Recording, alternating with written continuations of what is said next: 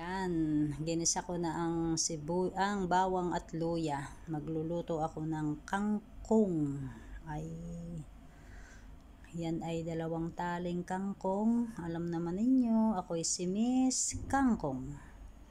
At yan ay akin munang pahuhupain ng kaunti bago ko ilagay ang sardinas. Ayan, niluglugan ang lata at para may sabaw na kaunti. Yan ay yung sardinas na binili ko sa Gala Supermarket.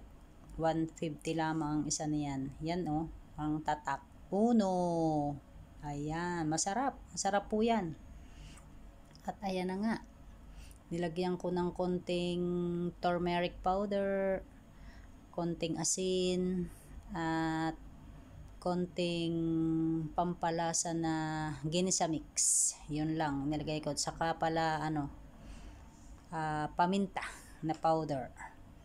At ating hinahalo-halo at maya-maya ay luto na.